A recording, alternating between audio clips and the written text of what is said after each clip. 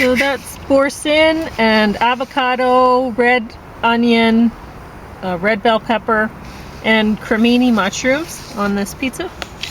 And I'm going to talk about alien Romulus. It ends with us and Ridley. And it looks like James is going to talk about Ezra Pound. An alien American. So I guess we better get it started while there's some light. Surfing with the alien. That was Joe Satriani. Sorry for... I won't be talking for long. Anyway, I was apologizing to Joe Satriani for co-opting one of his album titles, I think. So, all right. So, I have a headache probably because I ate those chips with onion in them. But even though they were very mild flavor, I thought I could get away with it.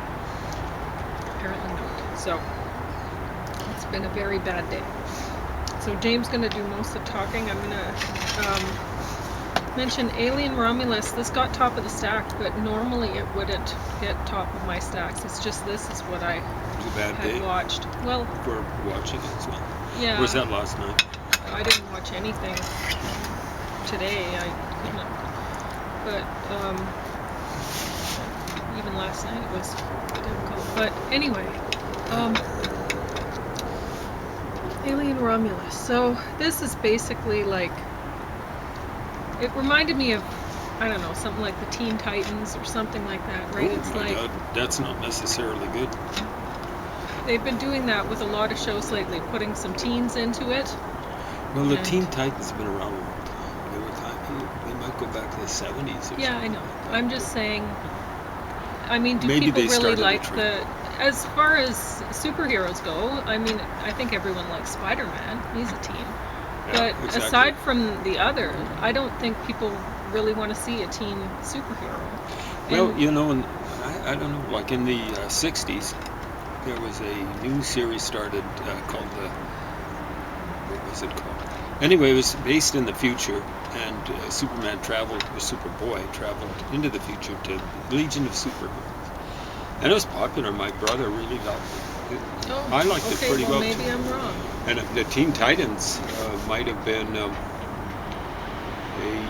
follow-up to it. It's the same. It wasn't plagiarism or whatever, because it was the same company, DC, that was producing both. But maybe they saw the Justice League is working. Let's try the Teen Titans. So the Teen Titans were kind of like the junior JLA, Justice League of America. Is that what the JLA stood for? Okay. Isn't it funny? I remember the acronym. Well, anyway, what I'm saying is they're throwing a lot of teens into shows, and I don't care for that. There's always a problem with acting. You don't have a problem with acting in there's cartoons or comic books or whatever. So, I mean, at some point, I think it'll, I don't know that we'll need actors at all. I think it'll just be computer generated. Why not have Marilyn Monroe in every second movie or whatever? Well, the closest approximation was, who was that woman? We haven't heard much of her when she came out in support of Israel. She's Jewish, actually, but kind of blonde. Rachel. Anyway, she played one of the superheroes or something like that. Scarlett Johansson. Oh yes, she's very lovely. Yeah, exactly right. So but what I'm saying is that not necessarily the acting. I mean, you could have when it's all set up, and directors don't have to actually worry about directing anymore. They're real actors, and everybody's an awesome actor and the best looking people and whatever, right? But right now, we don't necessarily want to see teens in movies. There's too much, and I don't like it. And I don't think others do. Like, honestly, I was watching this, and even the big hero woman, I'm saying woman, but she's just young. She's, like, there's one part where the android that is with her, he's decided, if I open that door, we're all dead. and like, well, maybe not him, he's an android, but then so he doesn't open the door, and she's all mad at him, and it's like, you would have been dead. What do you want, right? So you're watching this movie and you're going, man, here are these teens, they're going to screw up everything for everyone, because you know how dangerous these aliens are. And honestly, you're watching it and you're like, die teens, die. Really, because and honestly, that might be what the makers of this movie were going for. It ends with us. This is a story about abuse of women within a relationship, and so I guess spousal abuse or whatever.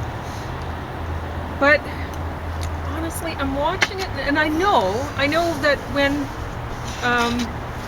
abuse happens, it isn't cut and dry. All of a sudden, you're like, oh, this person is abusive. It's gradual, and at first you're thinking, well, this must have been a mistake, or what did I do, or maybe it was me, or whatever, right? So I get that, but watching this movie, I don't really get that feeling entirely. I'm watching it and I'm going, that looks like a mistake. It looks like an accident. I don't know if that's, I mean, the final thing, well, that obviously wasn't an accident, but, and I mean, if you're in a position where then you go, okay, well, it is going to escalate from there, so she's going to have to get out of it. But if you don't know, you're watching this movie and you're like, could have just been an accident, and what is this? You're watching it and going, maybe women who are saying that they're abused are making it up, because you're watching this and you're going, it doesn't seem that major or whatever. It doesn't seem even concrete abuse. So I don't really know that this is a great movie to watch that way. I don't know. Maybe I'm wrong. Ridley season 2. I mean, it's easy. Once, like, if you're in a relationship after a while, you're like, oh yeah, that's very much abuse. But at the beginning, you don't know. And you might not know for years, really. So, anyway. I think it varies, but if you're like Ronnie Spector, used to be in the Ronettes, the lead singer. Well, he could afford to. Phil Spector. He could afford to be more obvious about it, probably. Phil Spector.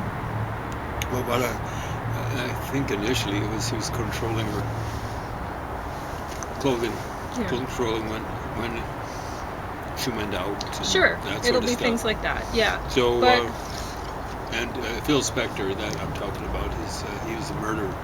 So start looking at the warning signals and get out while you can. She got out. Well, that's true. Yeah, you got it. But I mean, there's a lot of things in this, like her phone gets dropped, and like he says he's dropped her phone, and he went to pick it up, and this card fell out of it. And if you're in a position where you know what happens in this sort of relationship, then you go, he was snooping. He didn't drop the phone, and he was looking for something, because that's what they do. They will look through everything. You don't have any life that is private. They look through everything. So, and they're going to show up at your work a lot. They're going to, they're always thinking you're up to something. In this, it looks kind of like she is. You're looking at it going, well, maybe he has justification for thinking she's hiding things from him, because whatever, right? I don't know where they were going with this one. Ridley season 2. I don't like this series. I watch these police dramas. I like mysteries, right? But this is really boring. I do like how they have him singing every now and then he has a nice voice, and they have one woman singing on this. Holy moly, her voice is awesome. She has talent. But so I like that. I like that you have that part of the show. It's just I don't know, it just seems too boring. So anyway, James is going to talk about Ezra Pound. I'm going to turn on the light in there so he has a little more light to keep going and enjoy. How's your pizza? It's great. How Good. much time was there? Did you know? Oh, sorry, I can look. Lots. You have lots of time. You have 18 minutes. So, if the sun keeps up for you.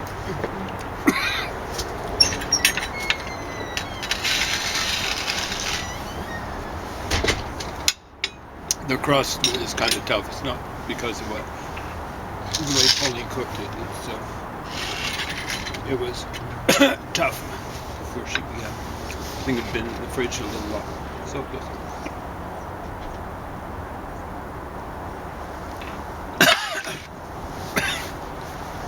That's why I'm taking extra time chewing. All right. Lethbridge Public Library discard. Probably deserved to be discarded. This portrait. Photograph of Ezra Pound. The author of this book, Eustace Mullins, claims Ezra Pound told Mullins that it was Pound's favorite picture of himself. Could be true. Could have been just a compliment. Mullins claimed that there was a groundswell of opinion when this picture of Pound appeared in the Italian press to get Pound released. Now, Mullins calls Pound's confinement, that's maybe the best term, in a mental institution is like incarceration, jailing, or imprisonment. And it was none of the above. You know, like, it's amazing. Now, this book, spoiler alert, it's just full of libel. It's just stunning. One of the worst libels is saying that Ezra Pound was libeled by being called crazy or by being called a traitor or treason. By any definition of treason, Ezra Pound committed it. And you know, if he'd committed treason during World War I, the Allies still were on the correct side of things. It wasn't so clear-cut a distinction between the Allies and the Central Powers, I think it's called. It wasn't the Axis. The Axis was in World War II. The distinction was, it was clear-cut, but not as clear-cut. Why was it clear-cut? You got lots of cynicism after World War I coming from Germans and Italians and the type of people that were supporting that. Not Italians, I should say, but Turkey, the Austro-Hungarian Empire. Italy actually joined the war in a slightly delayed fashion and came in on the side of the Allies, actually. But they were saying, oh, there were accusations of German war crimes in World War I. They were all made up. Okay. I don't know if it was a war crime then, but it should have been. When you attack a neutral country. And the way the Germans got into France so easily is they, as in World War II, it was worse in World War II, but World War I, they came into a neutral country. They invaded a neutral country. Right from the get-go, the war was based on a war crime. It gave them a huge advantage over the French, coming in from the side. Yeah, through Belgium. Yeah. So all the people are saying, oh, there's no difference between the Allies and the Central Powers, or whatever they were called. Yeah, they're idiots. They don't know their history, or if they do know it, they don't know how to apply it. Their moral compass is wrong. Okay?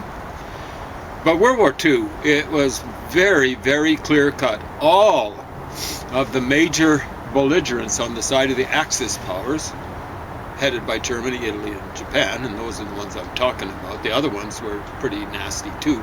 Hungarians, I believe, were, the Romanians. Spain was pretty nasty. They actually did send contingents to fight, I believe, in Russia and stuff like that. They theoretically were kind of like neutral. I don't know what Portugal did, but Spain was the best of the lot, and that's not to say they were good at all. Now, Pound's, let me give you some background. Ezra Pound actually was on Italian radio and broadcasting to Americans, I guess to America, to Americans in support of Italy. He was in support of Italy. And when you've got an axis, like what you had in World War II, when you support Italy, you support Japan, and you support Germany. Okay? So that's Nazi Germany. And Italy is fascist Italy. Ezra Pound was, as far as I can tell, an enthusiastic supporter. So he was constantly libeling and slandering. I don't know what radio broadcasts are considered, slander, libel, both. But Franklin Delano Roosevelt, any number of members of the Roosevelt administration, and this guy, long after Roosevelt was dead. This book was published in 1961. Roosevelt died in fairly early 1945, so this was published 16 years after. I guess you can libel someone posthumously, but he was libeling people who were alive in 1961.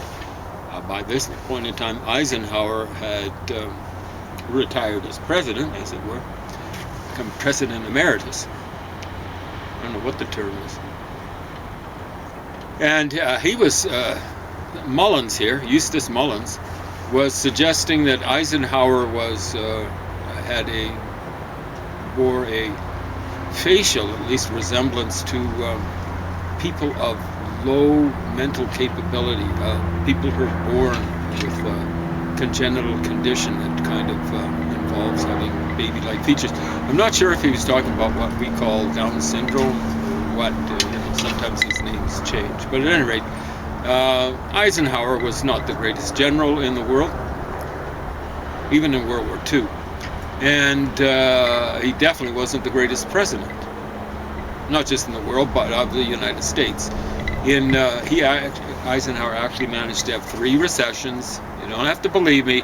Look the stuff up. 3 recessions in the 8 years he was in power.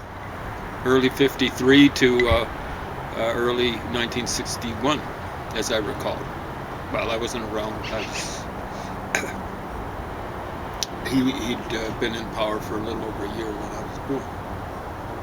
But Eisenhower wasn't mentally deficient. He actually handled Allied troops poorly, but he handled them in Europe. He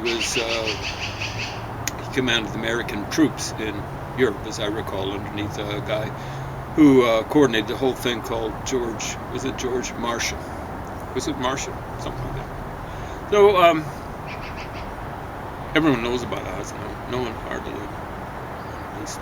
knows about Marshall.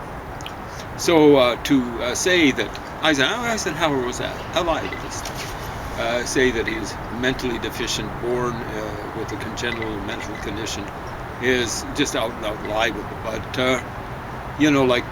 this guy says that several times, one very strongly, that Ezra Pound had been libeled by this, that, and the other people. Ezra Pound was, I don't think he's libeled by anyone. Ezra Pound was a traitor. So Eustace Mullins says, like back in the day, Winston Churchill, this might have been the 20s, maybe as late as the 30s, Winston Churchill had some relatively enthusiastic things to say about Benito Mussolini. Well, like politicians say all sorts of things. The British actually were thinking that I guess even in the 30s that they could get Italy on their side against Nazi Germany. That would have to be in the 30s. Why? Because you see, Italy after World War I had they were on the winning side there. They came in a little bit late, but they took over parts of German-speaking territory. I think it was part of Austria, but originally the Austro-Hungarian Empire, to be strictly correct. And it's called the Southern Tyrol. The names have two names. You know, I do German crossword puzzles, and you know, like I learned the German names for the names of these towns that have Italian names. And so the English were figuring out, you know, like there's no way that those guys will ally because Hitler and Mussolini, because Hitler wanted to unite all the German-speaking people in one nation and boot as many foreigners out, particularly Jews and Gypsies. And there's no way that he would accept the Italians ruling over Germans in what's called the Southern Tyrol. So, of course, they'd be saying, oh, you know, Benito, he's not that bad. He's a pretty good guy, maybe. They're hoping to have him as an ally. Didn't work out that way. Hitler was apparently, it's in Mein Kampf, and I believe, definitely he spoke about it, that in some of his campfire chats down in his bunker or wherever, his Wolfschanze or whatever. What is that called? Schanze is kind of like a trench, but I think it'd be kind of like underground headquarters and stuff like that. He'd be saying, you might think that I have claims on Southern Tyrol, but I was inspired by Benito Mussolini and I'll never turn on him. Kind of lived up to his promise to his followers and I guess to himself. At any rate, you know, that wasn't wartime. You know, when you're actually broadcasting with the approval of the enemy, for the enemy, supporting the enemy, that is out and out treason. And this guy doesn't grasp it, or didn't. I hope he's dead now. He should have died of embarrassment. He mentioned another person had something kind of grudgingly, I suppose, approving or not disapproving of Mussolini. But it wasn't during wartime. There's a difference. During wartime, you know, the lines are drawn in terms of what is treasonous and what isn't. And you can't be in enemy territory and doing official broadcasts for the enemy. You know, that's treason, eh? Treason. So this guy says Pound was put in a mental institution fairly soon after he was taken into custody by American troops in Italy. And he was put into a mental institution. He keeps on describing it as gray and smelly and all that sort of stuff with the violent people there. Well, Ezra Pound was violent. You know, like this guy says, oh, he had no blood on his hands. He was a peaceful individual. Check this out. Now, it says in the book that Ezra Pound claimed that where he was born in Idaho, he maybe only spent his first 6 years there or something like that. I can't remember what the book said. He pretty soon traveled with his family to Philadelphia or something like that. But he was saying that there were people packing pistols around when he was in Idaho as a kid. So when was he born? Maybe 1888 or something like that. A little after my granddad, actually. I mean, this is relatively current stuff. I mean, I'm still alive, and I can remember my granddad. He died in 1967. Oh, that's a previous millennium. Yeah, I don't know. Ezra Pound, I'm not sure when exactly he died. You know, this book was written before he did. Again, Pound should have died of embarrassment. But Pound, sometime after he made it to England, maybe around 1915 or something like that, maybe before World War I, he got annoyed, peed off, shall we say. Teed off, we'll say. He got teed off at an individual and he challenged him to a duel. Now, it wasn't with pistols, it was with, a fencing duel. And Pound was constantly getting away with slander, libel, just general stupidity. And this is maybe his first major escapade with scoffing at the law. Because apparently, according to this book, when you challenge someone to a duel in England back then, and hopefully it's still that way, you are considered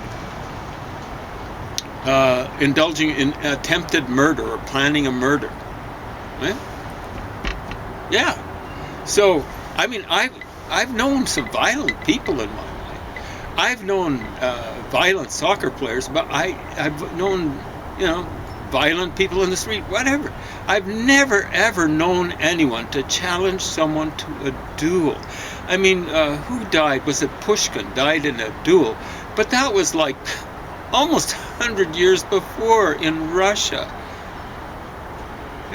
But they're portraying Ezra Pound as being peaceful. No, this guy was violent. There's one little passage here where he's talking about having people lick his boots in expiation for some little minor indiscretion or something like that. It seemed like a little fantasy that Ezra Pound would have. There are some people that I don't like, but I never would think, hey dude, you better lick my boots or something. Yeah, only, like it's just talking like a dictator would, Yeah, that's Ezra Pound for you. Right? Now, I've asked Pauline to get out of the library Ezra Pound's major work, according to this guy. And understand, this guy's saying things like Ezra Pound's greatest poet, at least in the English language of his time. And, well, Ezra Pound, when he did write poetry, he wrote execrable stuff. It was terrible. Terrible. I actually read Pound as a critic before I read his poetry. And read one book called Culture, spelled Kulcher. It's not the way I spell it, that's the way Pound spelled it for the title of the book. And he had, a couple of things. Like, here's one thing that's really important. He said, how come poets don't do 5-finger exercises the way musicians do? And I was going, yeah, how come? Because I already was doing things like 5-finger exercises. If you're going to write real poetry, in other words, stuff that can be accompanied to a lyre or a guitar or a piano or something like that, you better do some 5-finger exercises. Otherwise, you're not going to be able to write stuff that fit to the music. Now, you can write so-called free verse, which is just prose, and then you can fit music around it, but that's not the same thing.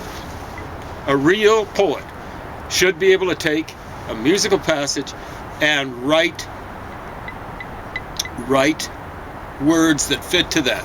Because really, what poetry is about, not so much about rhyme or manipulation of sounds, chime, like alliteration and so on and so forth. It's about rhythm, and that's in any language. From what I've been able to tell, it's about rhythm. People say, oh, Hebrew poetry is based on grammatic parallelism. Yeah, it's interesting, because if you actually look at the Psalms, which are songs, at least some of them, they say, written to be accompanied by such and such musical instrument. Read the Psalms. Do a little bit of reading. Don't go around spouting what you think is or what you think should be or whatever. And one of the interesting features is there are more